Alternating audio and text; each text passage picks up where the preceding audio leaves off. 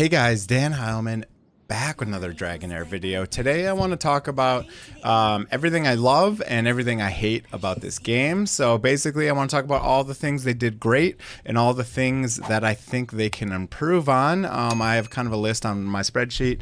If you guys don't know, I have a spreadsheet. I'm starting to put together some information on the spreadsheet, so I just want to point it out. This will be my first educational video. The last couple of videos have been all summons, but I'm trying to put a lot of general information together. If you don't follow me or haven't followed me before on my YouTube channels, I like to do this for the games I play. I like to go in and just say, you know, here's my spreadsheet. These are some tips. These are some of the changes needed. I'm going to go through these today. Some of the stamina costs, some of the information about adventure levels, what day you are, what adventure level you unlock, what level Feywild, what level the enemies are, what type of things you unlock at what levels. They do have kind of like a slow release of content in this game to try to keep things even between pay-to-win players and free-to-play players. I have some information about what kind of materials you need for upgrades. I'm starting to put together a tier list. I'm going to need some time, obviously, to get this in a really good state, but right now I'm just trying to get through here. Eventually I'll have a detailed tier list here that goes each hero and what content they're good on. I started to put together cooking recipes. I took some screenshots of the shop before the game publicly opened. I was just curious if things were going to change. They did not change, so that's that. Summons, I just have probabilities and stuff in there. And all the legendary heroes, I screenshotted them before we came into global release. I was curious if they were gonna change any from the content creator chat over to this one. Okay, anyways, now let me talk about all the things I love about this game. Very first thing is they actually have a PC client in a beta, which is awesome. They don't unfortunately have this game on iOS currently, but the PC client, which I'm currently recording and playing on, is very nice. It's a lot better than running it in an emulator. For example, I have the other emulator open right here, and it's just a lot slower. The resolution isn't quite as good. You cannot walk around using WASD on the keyboard. At least I haven't tried really to like spend that much time trying to bind keys or whatever, but I couldn't figure out easily.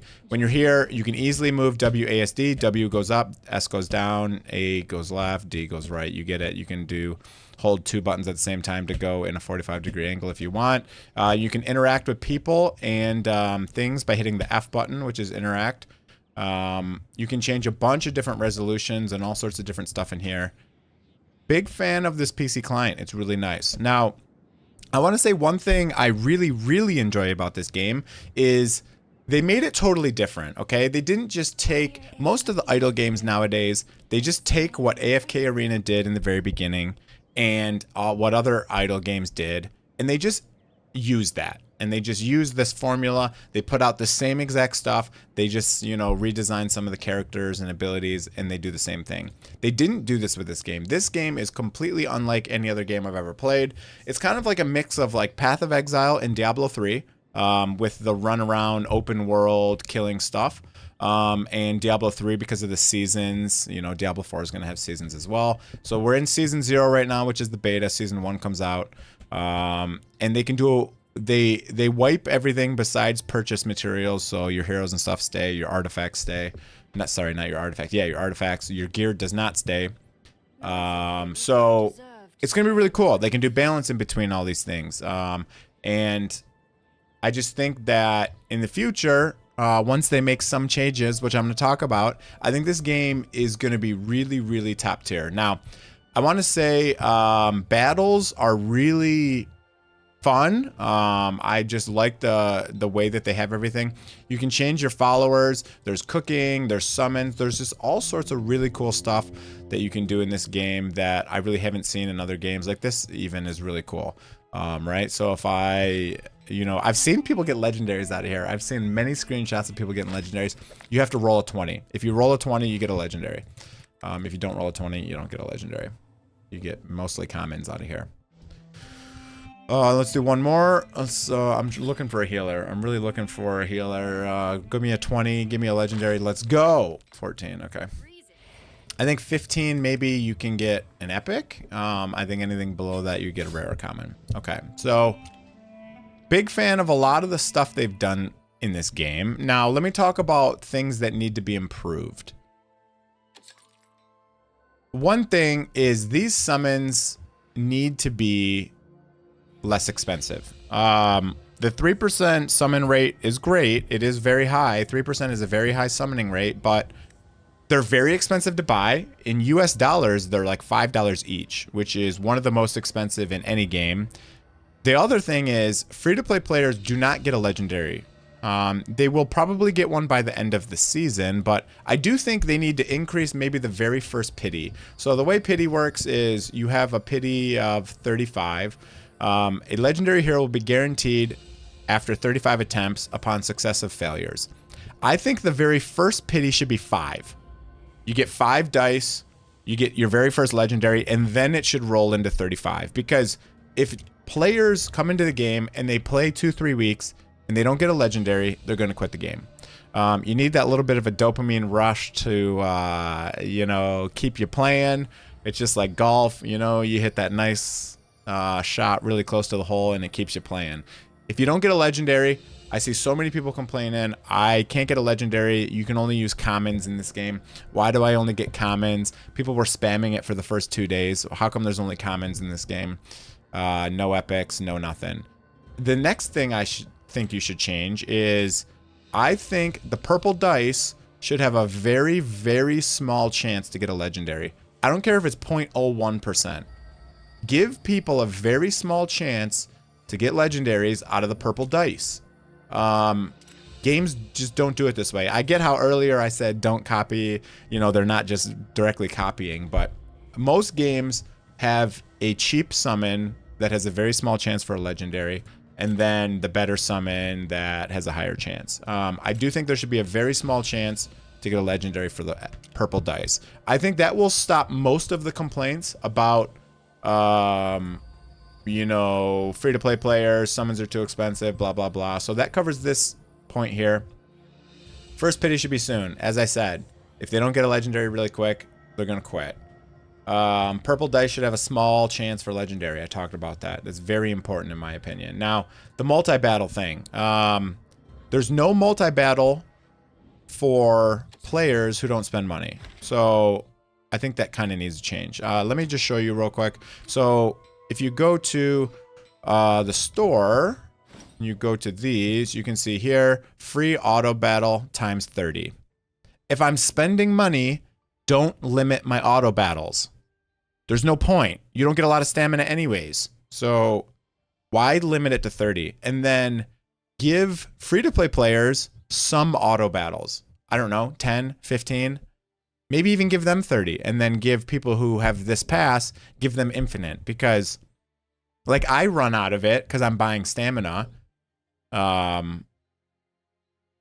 So give auto battles to people for free. And then if you're spending money, give them infinite auto battles, okay? That's my opinion. I think that would go a long way for people. There should not be things in the game that are spender only. So for you to get no auto battles is brutal. If you want any chance for this game to succeed and thrive, you cannot give things to players who spend money only. You can't do it. You can't do it. You know what I mean? That's why free-to-play players need at least one legendary in the first week. We need a small chance for purple dice to get legendaries. I kind of already talked about that, but you can't gate completely from free-to-play players. That's not really fair. Very little stamina in the game. Everyone knows this. You purchase stamina for US dollars is the only way. I guess you can get stamina. You know, you can get these crystals by doing stuff in game. So I guess that's not true, but 60 stamina and you're spending dollars on it, or a lot of hard-earned time in game grinding. You can only do this 4 times. I think there's a reason that they limit the stamina because you lose this stamina. So I spent US dollars on stamina. When the season ends, I lose everything I spent. I just lose it. It's just gone. I don't get anything stamina-wise. I do get some materials when the next season starts based on my progress, so I will get some of it back, but you don't like get your stamina back even though you're spending US dollars on it. So Stamina is a problem. People are talking about like, oh, I can only play the game an hour. Like, why are you limiting me so much? You know, they have the system that I was talking about earlier where you have the adventure system. You need to wait for stuff to happen. Day 1, you can only get to level 9, then 13, and you're waiting to unlock stuff. So yeah, there is a little bit of waiting in the beginning. However, I do think it's kind of important because if there was, if I could do, if I was free to do everything when the game started as a spender, I would be crushing everyone. I'd be so far ahead. But because they limit it, it means I'm forced to wait with some of the free-to-play players. And I think that's kind of keeping it fairly level playing field right now. So I think that's kind of okay, but we do need a little bit more stamina. Now, let's see what else I have on the list. Loadout feature. So when I go to start any sort of a battle, let me, I think I need to do, oops, not summons, god damn it. I think I need to do some stuff for my adventure journal today. Let's see here. Yeah, okay. So Grave of Venom, let's go to Grave of Venom. Let me go here. And I want to show you the 2 last things I'm talking about, like a loadout screen. So here, dungeons at least save your last team. Dungeons save your last team, so that's good. I don't have to redo that, but I think it would be kind of nice if I could build a pre-made team. Even better if I can build pre-made gear and a pre-made team in the same interface. A couple games do that, and it's like really, really nice. But you know what I mean? So like if I, oops, I didn't even do that. If I put in a team, swap the gear for me automatically, have some sort of an interface where I can create like, I don't know, 5 teams with 5 sets of gear. And then when I press the button, it automatically throws the team in there. Even if I have to reorganize them, just going and finding all the heroes, especially if you're changing gear, takes a long time. So I think that'd be a really nice feature to have as a quality life feature. The next thing is this damage meter. Some people probably didn't even know this damage meter existed, but you have to pull it out every single battle. And even in between waves, you have to pull this out again, and it will not save your settings for it. So if I pull this out, just leave it out until I turn it back off, please. Instead of having me turn it back on every single stage. Like literally, if there's multiple waves, if there's 3 waves, it puts this back in and hides it, and I have to click it again. I like seeing the damage meter up there. I love that this game has a damage meter, not gonna lie. Not many of the idle games have these. Eternal Evolution has it, and it was the first game I've ever seen that has a damage meter, like an in-game damage meter that shows like live during the fight. So I think that's a really good thing to have. I just wish it would stay out when I pull it out. You know what I mean? I don't understand the screen. Why is there nothing in here besides quit? And the next screen, I find that kind of weird. But anyways. Okay, so those are most of my complaints. To sum it up, summons are too expensive. I think their thought process is this game is going to be live for many, many seasons. As you go on, you're going to build heroes, right? You're going to build heroes over time, and they're going to stay. The next season, I don't lose any of my heroes. The next season, all my heroes go to level 1. So I lose the little bit of experience I put into them, but it's not that hard to level or evolve them. So all of my heroes go back to level 1. I start the next season, and I get to keep everything. If I put skill ups into a hero, those stay. You know, I got like 2 heroes skilled up fully right now. Those will stay.